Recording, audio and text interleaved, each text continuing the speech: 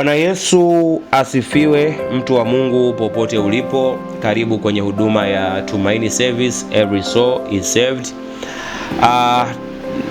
Tunafahamu Mungu ni Mungu mhukumu wa haki, na Mungu anataka tujifunze kwa habari ya watu wenye kiburi. Mungu tunafahamu kwamba hakubaliani kabisa na watu wenye kiburi, na kitu anachotaka kujifunza kwamba wenye kiburi wanazo stahili zao au wanazo stahiki zao.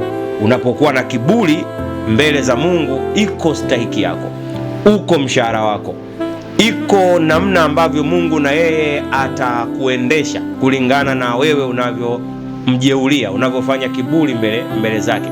Kwa Mungu hakubaliani na kiburi. Tukitazama mfano Zaburi ile ya 94, Zaburi ya 94, tunaona mfano kwenye mstari wa kwanza Mungu anasema, E Bwana Mungu wa kisasi, Mungu wa kisasi uangaze. Ule mstari wa pili anasema, mwenye kuhukumu nchi ujitukuze, uwape wenye kiburi stahili zao. Kwa hiyo mtu ambaye anafanya kiburi mbele za Mungu, anafanya kiburi kwenye kazi ya Mungu, anafanya kiburi kwenye jamii ambayo anaishi kulingana na Mungu ambavyo alitoa maelekezo au maagizo yake, huyu mtu aelewe kwamba iko stahili yake, iko stahili yake ambayo Mungu atamlipa. Kwa hiyo Mungu hafurahishwi na kiburi.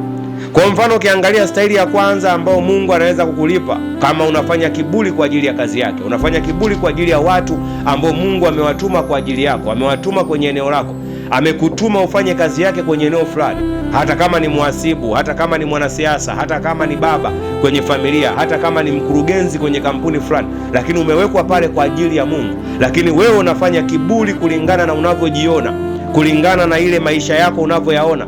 Na kinachoumiza watu wengi ni kwamba wana kile kiburi cha uzima. Mungu anasema kwamba tunapotea kwa sababu tuna kiburi cha uzima. Sasa eneo mojawapo ambalo Mungu anatoa stahiki kwa mtu mwenye kiburi, sawa sawa na Mithali ile sura ya 11 ule mstari wa pili, Mungu anasema wazi kwamba kijapo kiburi ndipo ijapo aibu. Kwa hiyo moja ya stahiki ambayo mtu mwenye kiburi ataipokea kutoka kwa Bwana ni kuaibika. Ni kuaibika, kwamba Mungu atakuaibisha. Mungu ataruhusu aibu ikupate, magonjwa yakupate, aibu ikupate, hasara zikupate, kukataliwa kukupate, mazingira fulani magumu yakupate, kulingana na kwamba wewe mwenyewe unafanya kiburi. Mungu anakutuma kwenye kazi yake, ni kazi ya kuhubiri. Mungu anakutuma kwenye kazi yake, kazi ya kusimamia kampuni. Mungu anakutuma kwenye kazi yake, kazi ya kisiasa. Mungu anakutuma kwenye kazi yake, kazi fulani ya kiuchumi, lakini wewe unafanya kiburi.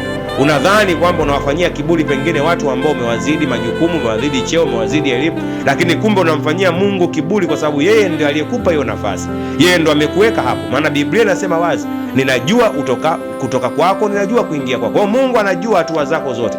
Sasa ukiangalia eneo la pili pia Mungu anasema watu wenye kiburi stahiki yao nyingine ni kwamba watapigwa na kushushwa na Bwana.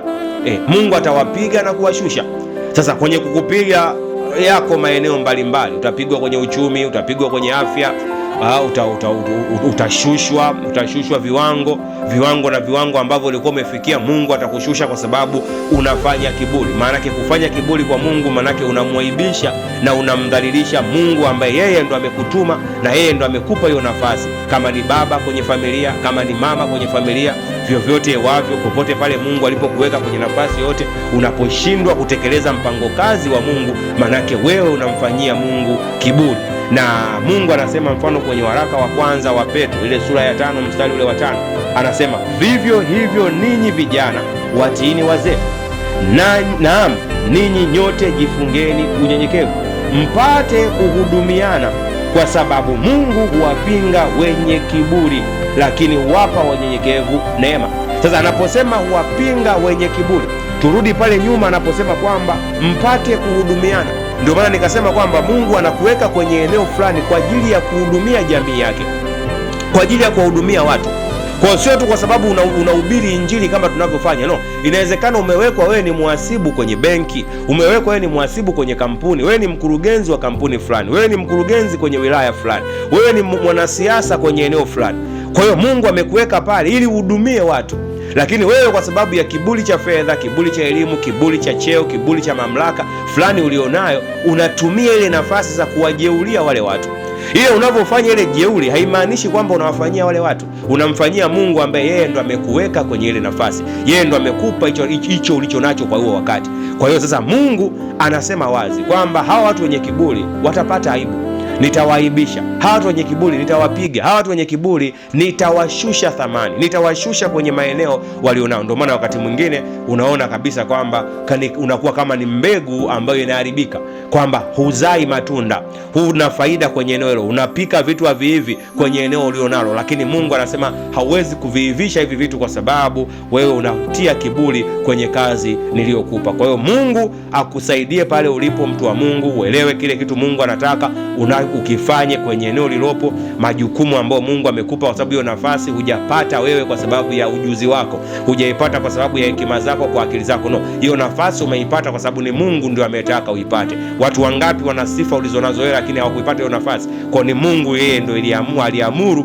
kwamba hii nafasi akupe wewe ili utekeleze mpango kazi ambao yeye amekusudia kwenye hilo eneo.